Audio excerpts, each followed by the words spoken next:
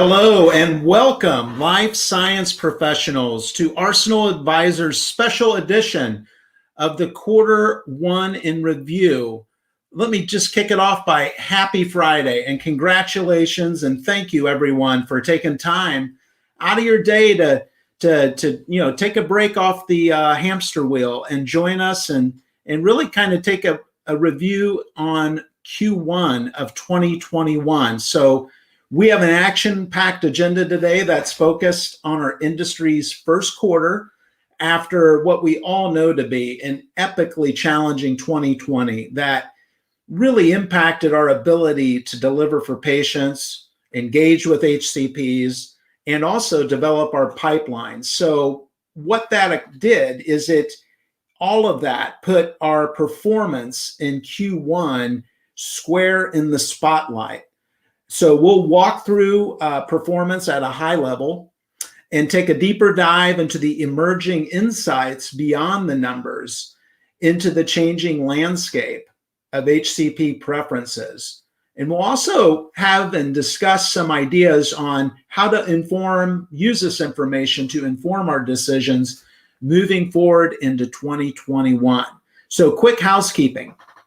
We are excited to be live streaming to multiple platforms, including LinkedIn Live, our executive member site, and for the first time, we are broadcasting to Clubhouse. Not familiar with Clubhouse? It's a hot new audio-only social media platform.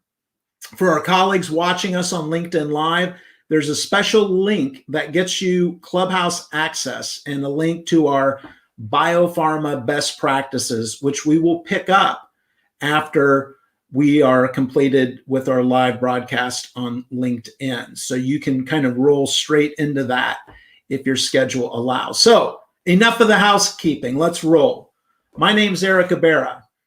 I am a husband, father, and life sciences consultant with Arsenal Advisors. After 5 years as a paratrooper with the 82nd Airborne and 20 years in the biopharma industry, leading teams through product launches up to and through the pandemic, I am now focused on connecting the people and ideas transforming healthcare in real time. I firmly believe that together we are better in achieving that end, and that's why I'm here today. But enough about me. Let me introduce the gentleman walking us through the quarter one earnings landscape. CEO and founder of Arsenal Advisors, Frank Dolan. Frank, welcome to the program.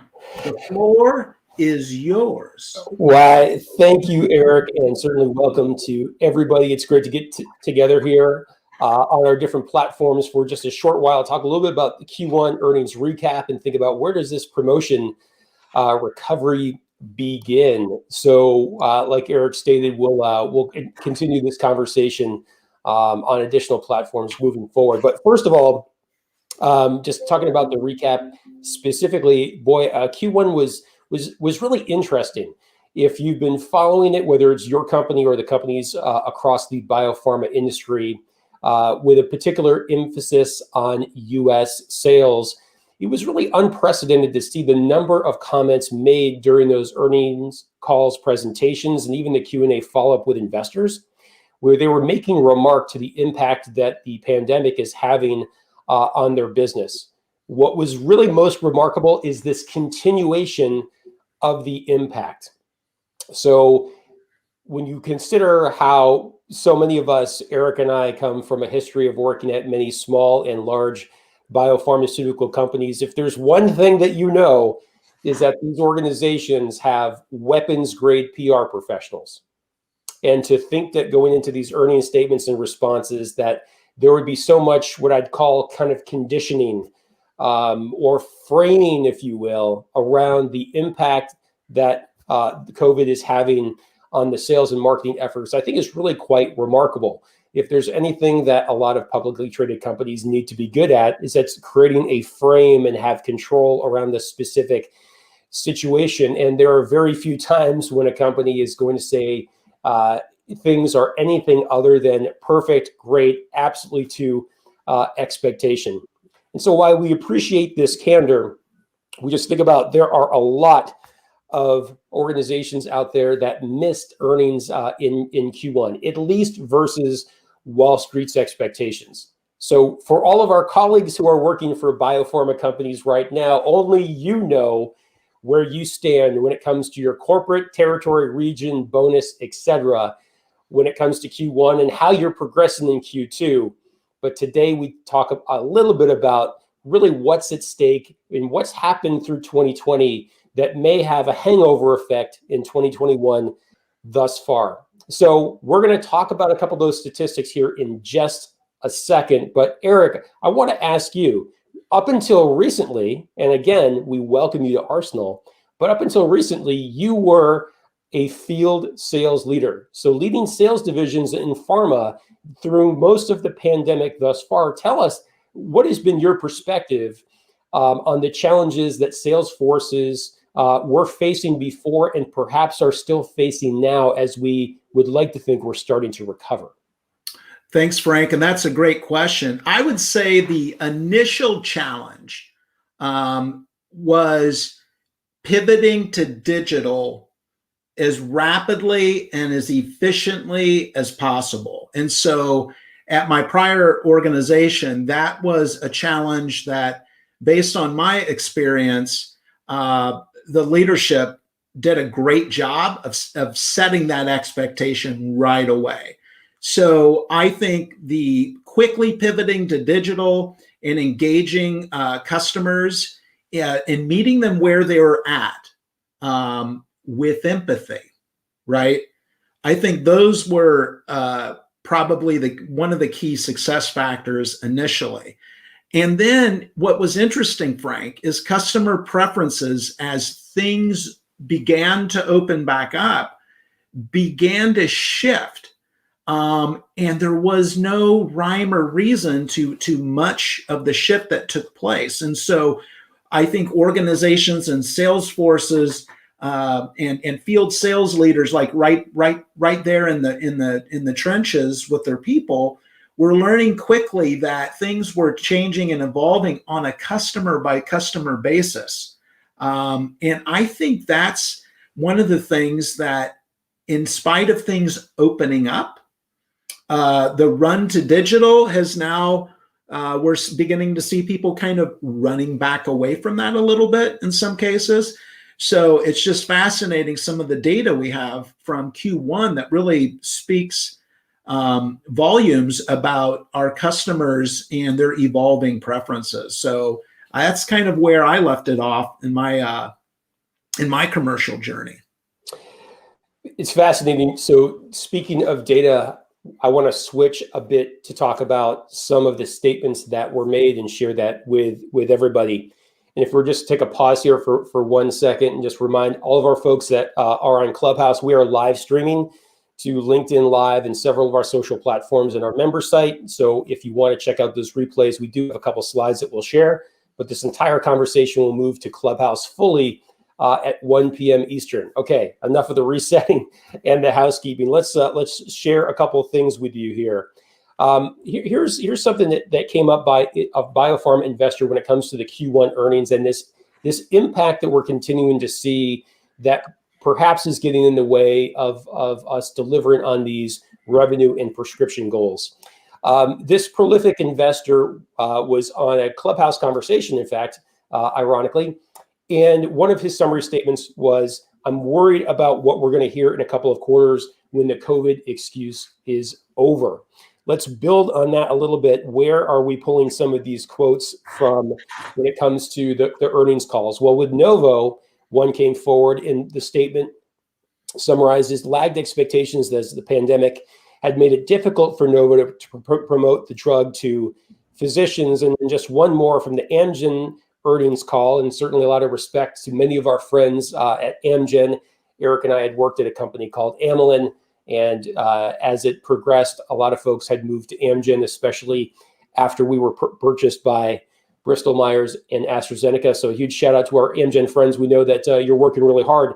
What a company that has delivered for almost a decade, beating earnings per share as well as revenue. That did not happen in this particular Q1 earnings call. And it was said, so we think that things are recovering, but it'll take a while for that cumulative effect on new patient softness to work its way through the market. Very, very interesting statements. So we have to ask the question, like, what is happening? Why is this happening? What can we expect moving forward? We are now well into Q2 and talking to many of our members in our pharma executive community. It sounds like Q2 isn't necessarily accelerating. Now, there's some new information out there when it comes to remote interactions. So something that came up recently was talking about the impact of virtual interactions. Whereas many of these sales interactions, the promotional details, went from face-to-face, obviously, to virtual during the early days of the pandemic, the actual effectiveness of some of these virtual details is tracked over time, according to some of the market research vendors, according to HCPs, is declining rapidly. That's really interesting when you consider that over the course of the pandemic, many organizations have worked to add capabilities, technique, skills, and let's face it, we have amazing sales and marketing folks in the biopharma industry. Most of us get better at what we do because we're working hard every day. So Eric, I'll bring it back to you because you have this recent sales and marketing experience in pharma most recently.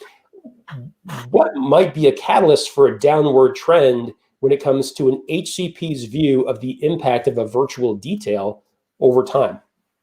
Well, I think we have to have some awareness and sensitivity to the different roles that the HCPs were calling on. In other words, primary care in particular was stretched and overwhelmed during the pandemic to such an extent that creating, time, venues, to engage with reps in real time. So if you look at the interruption marketing model that has been the hallmark and staple of pharma when access was relatively broad and open, you throw in a pandemic that disrupts the primary care and many specialty physicians' ability to carve out time in the day to meet with industry. Of course, it's going to be changed.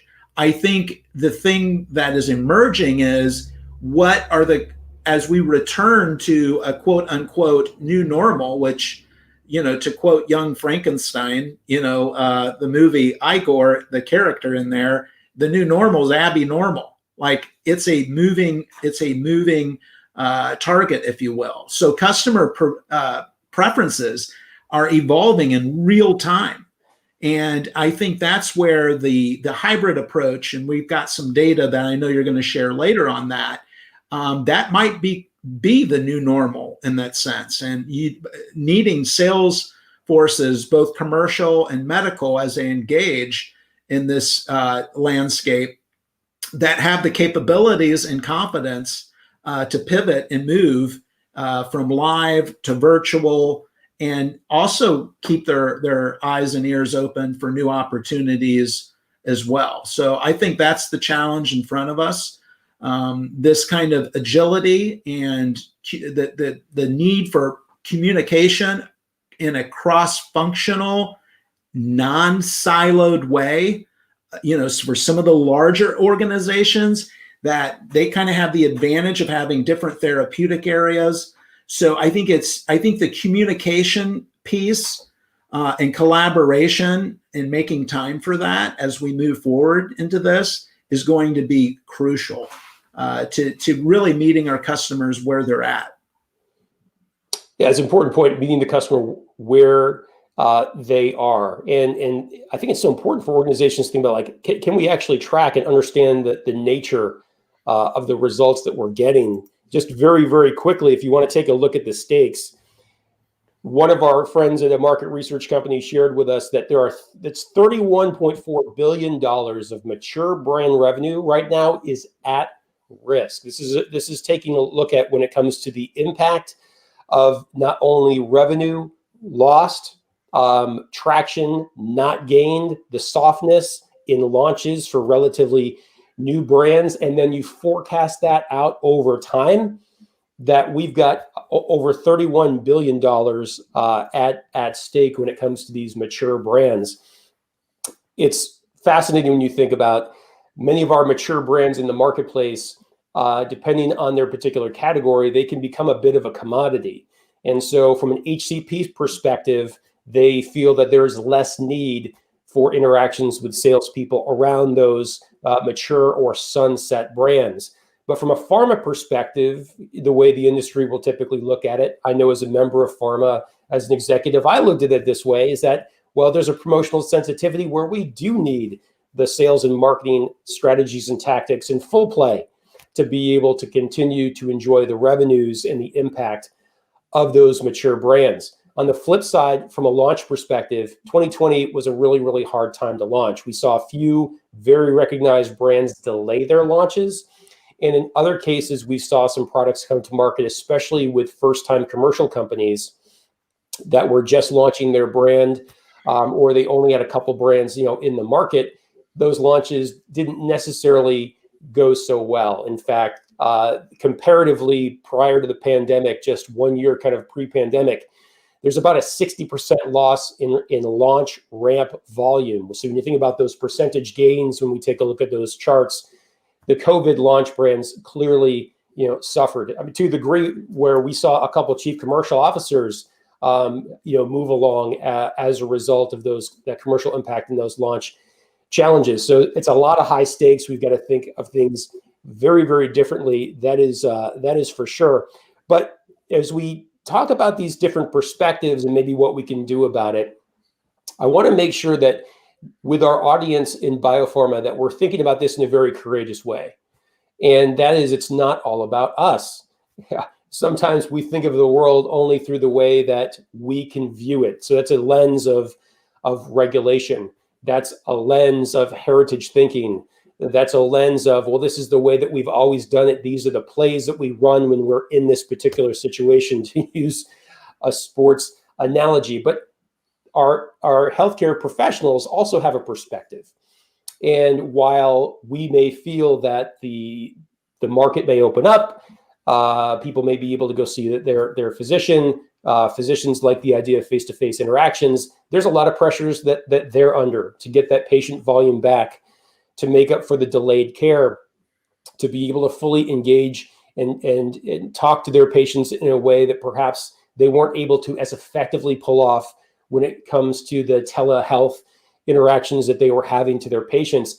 But there may be other dynamics at play. So, Eric, I know you were talking to a physician friend of yours the other day, and they brought up another dimension that we are not hearing with our executive community nearly as often as it sounds like we should. Would you share that conversation with us? Yeah, it was fascinating. So I have a physician friend whom I asked to sort of review some of our key topics that we are addressing, and some of the data actually that Frank will be sharing with us soon in terms of healthcare professional preferences. And one of the things he pointed out to me, he said, Eric, I'm going to push back a little bit here. You're missing something very important. That he's like, I'm not saying that data is wrong or not accurate, but it's skewed by one simple, undodgeable reality. And that's the role of IDNs in some of these large groups that are buying up practices and inserting protocols that are making it more difficult for, his point to me was, it's not that the HCPs don't want to engage with industry or talk to their reps in their MSLs. There's new protocols in place that are not allowing them to do so, or making it extraordinarily difficult to do so.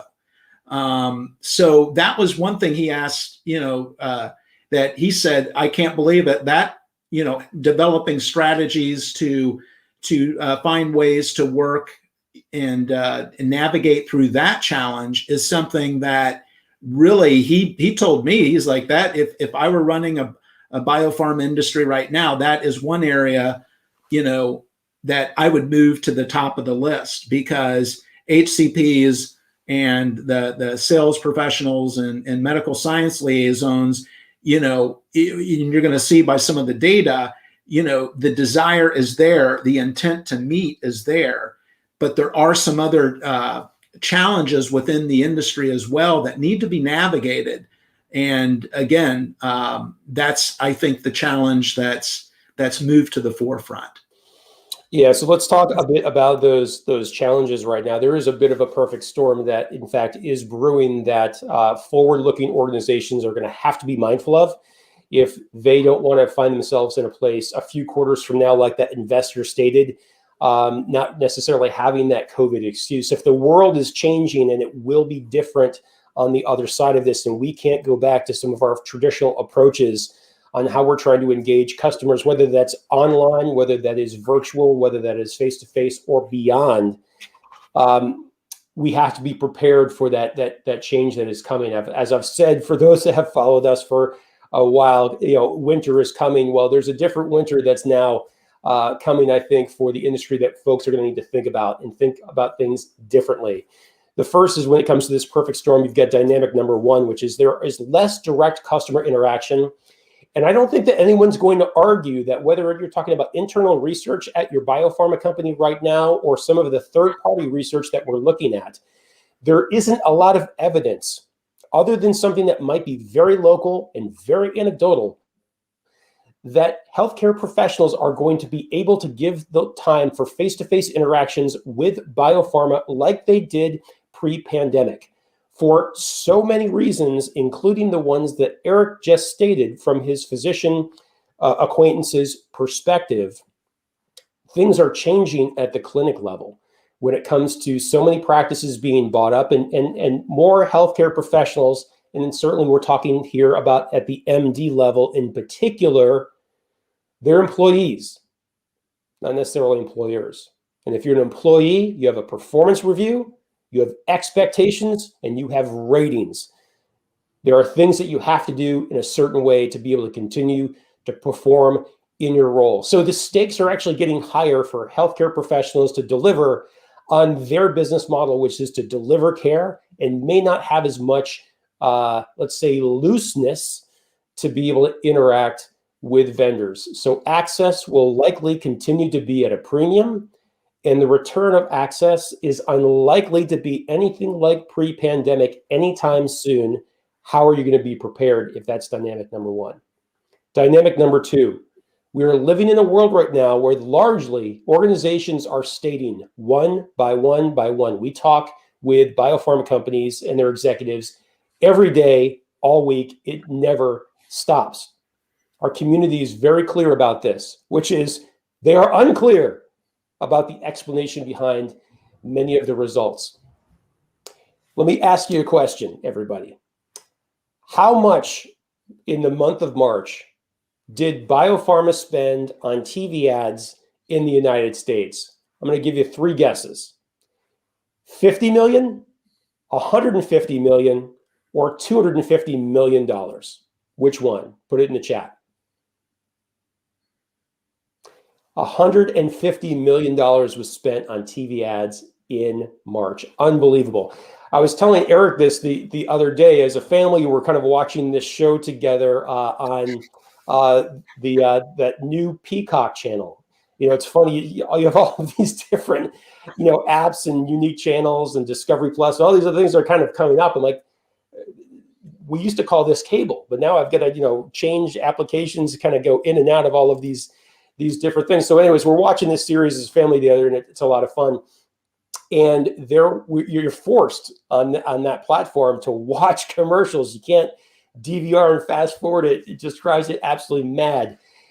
And as a former biopharma executive, I'm very sensitive to this. There were 3 drug commercials in a row. Now, I was on my phone for all 3 of those. I'm pretty sure all the kids were too.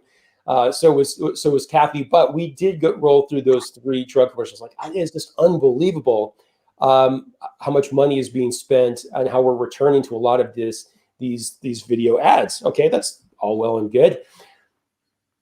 But if I were a patient for one of those ads, how would you know that that's the thing that actually got me on drug? Outside of loose market research, it's really, really hard to put your finger on the results. And all the things that we're doing digitally right now, when it comes to SEO optimization, we're investing in different social media platforms, promoted ads, you name it. We've got video details, in-person details. We're centering literature. We're sponsoring different things with medical congresses. We've got webinars. It's a multifactorial world.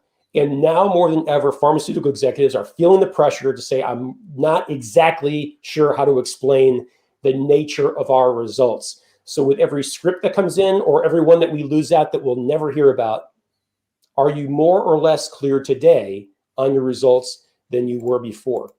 That's element number 2 in the perfect storm. The third and final element is that growth and revenue are down, and that creates an incredible amount of pressure for us to have a plan on what we're going to do moving forward, to think about what the world will look like in the days ahead. Clearly, Q1 taught us, based on all these earning calls and this narrative, that we were a bit surprised at the organization and industry level with those results. How do we excel moving forward?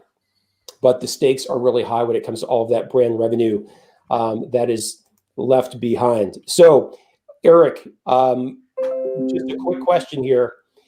What are your thoughts on the pressures that you're seeing from your peers when it comes to how do I explain today? Where are we going to go tomorrow? How do I succeed in this current environment? Well, I think the first thing we need to do is stop bruising our knuckles trying to jam the square peg in the round hole. I think we really need to make sure we understand the changing market dynamics, and there's plenty of research out there that's ready to go. And trust me, biopharma has the brain power and people in place to really take that information and help prepare their commercial field forces for success moving forward. The other thing, part 2, is the digital transformation taking place is occurring with or without you. And what I'm encouraging people to do is you need to take a peek outside the castle walls and really explore what's happening. There is a renaissance taking place with service providers out there that power biopharma and medtech. That is unbelievable. And I was absolutely just gobsmacked by some of the developments and improvements within omnichannel engagement, virtual reality, things that don't just impact field sales forces, but also can help marketing teams, with some of the AI and lexical analysis platforms that are out there and available that I had no idea existed in my previous role. And within a week outside of that, I was amazed at some of the solutions that are sort of out there and the potential that's there, that I just really encourage leaders to. I know the remit is tough.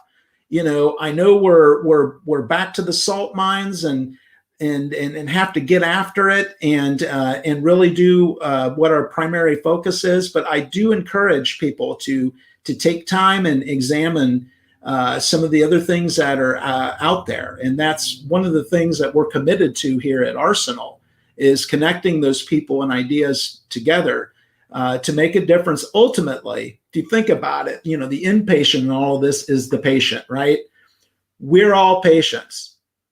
And I'm encouraging folks to step outside their comfort zone, examine the data, but have a plan, moving forward to show up a little differently that's aligned to the new reality. And folks, sometimes the reality doesn't align with the narrative. Okay. We get coached out these narratives, and I get it. You got to keep things calm and people focused, but we also need to take an examination of what's actually happening and make adjustments. Very good point. So we're going to close out the live stream session with this slide for those of us that are joining us on our different video platforms. And that's just leaving people with the thoughts around capabilities and alignment. With everything that we've learned from Q1, everything we've learned from the last year, there's been a lot of great evolution when it comes to our sales and marketing strategies. Even on the clinical side, I want to leave those folks behind. 2/3 of clinical trials had some sort of impact from the pandemic. And certainly we will have to watch the next couple of years to see what type of material impact that's going to have on our development programs. But for a commercial model standpoint, here's something that's very, very important. When it comes to pharma's innovation culture, there's this constant internal dynamic that's going on inside organizations that we've seen 1,000 times. And those are organizations that are trying to figure out what level of capabilities do they have to truly maximize brand impact. Now, you have some organizations, the bigger they grow, and certainly with more historical success, they can get entrenched in, well, this is what we do, this is how we do it. These are who our partners are, this is our approach to targeting, this is how we sell at our particular organization. But in today's environment, every organization needs to ask the question, do we have the capabilities that will truly allow us to maximize the brand's potential, to fulfill the brand vision? Let me be very clear. If you are not taking the time appropriately because you're just so darn busy in your executive role in biopharma to look across the landscape and understand all of the different tools, techniques, and partners that are out there that could possibly help you, not just the ones that procurement brought to you, not just the incumbent vendors that you're working with. You're missing an opportunity to ensure and to be able to answer that cogent question. We have all the capabilities necessary to maximize the brand's potential. So it's very important when you're a young, new company that doesn't really have any established capabilities, you're bringing new people into the fold with lots of diverse perspectives, experiences, approaches, techniques that they've tried or they want to try. That's a different mindset. We've been in startup mode before. Both of us, Eric and I, have been a part of big pharma. And going from a startup enterprise to being acquired by big pharma, life changes a little bit, and you begin to learn that there are certain approaches, practices, and partners that they may feel most comfortable with. And this is not about right or wrong. This is about possible. And if you want to live in the world of possible, where nothing's more important than maximizing the brand's potential and impacting all the patients that you can, you need to very humbly say, are we doing everything that we can to get clear-eyed counsel and have the capabilities at least assessed, being aware of, and being able to consciously say yes or no to, that will help us fulfill that brand potential. And then the other dynamic at play is always alignment. So even if you have all of the right things in place, you've got a great execution plan. In reality, people are going to want to do what they want to do. And the leader's role is not to motivate in today's world. The research is in. No one needs motivation. If you've got good people on your team, let's not have a conversation about the 2% of the wrong. The 98% of the right. They don't need motivation from you. If you're a great leader, you just need to remove the things that demotivate them. You don't need to overemphasize something that's just so specific. Like you're trying to tell people the exact hex code to a color. This is the version of blue. It's 2CY3H21 hex code. Go find the hex code. We live in a world where we don't see hex codes, we see shades of blue. Help your people know what not to do. Help people understand how to make decisions independently, and help folks across your organization understand what is the brand vision and what is their role in fulfilling it. And those watch-outs are always very, very helpful. So great leaders do those sorts of things to help facilitate an innovation culture. Today's a moment for organizations and leaders in them to say, do we have all the capabilities we need to maximize the brand potential? And from an alignment perspective, are we absolutely sure that everyone involved in our enterprise, in the value proposition, whether that's internal or external, do they understand the brand vision and their role in fulfilling it? So with everything that's been going on, everything that we talked about today, we wanted to make sure that we provided that insight to you, that at the end of the day, all of your situations are very, very unique and require very specific counsel. We honor that greatly. but there are some universal answers that exist. So I definitely encourage you to follow Eric and to follow me, because we'll be dripping some of those insights to everybody to help you go ahead and make those decisions on your own. So Eric, your thoughts on capabilities, alignment, and where we go from here. Well, I mean, that's the magic where momentum is gained and obstacles are overcome. Aligning your people with the mission, making sure that everyone knows the why and has their own role is clearly defined. That is where the magic happens, and that's what I encourage everyone moving forward in the life science industry to do is to take the time and stay connected with your folks and with the planning and everything else to keep your eyes on the horizon and in communication. Great points. So on that note, Eric, thank you for sharing your thoughts today. I very much appreciate it. We've got, talking about looking at different capabilities, we've got another innovation showcase. It's the Medicine to Market innovation showcase that's coming up in June. So check out medicinetomarket.com if you want to go ahead and get yourself a pass and to be a part of that peer level discussion. Also, Biopharma Best Practices is our club on Clubhouse. We encourage you to go ahead and join that conversation as you see fit. So on that note, Eric, thank you for your time and your treasures. Do you want any send-off wishes for our audience today? Hey, just go out there and keep making a difference for patients and hang in there and stay in touch with me. I encourage everyone just to reach out and ping me with a question or comment. I'll happily stay connected. And Frank, as you well know, I love to talk and help others in achieving their mission. So that's it. All right, sounds good. Well, on that note, everybody have a really successful Friday. We look forward to continuing this conversation on our membership platforms as well as at our upcoming summits. So on that note, be safe, be successful, and we'll see you soon, everybody. Talk to you soon. Peace.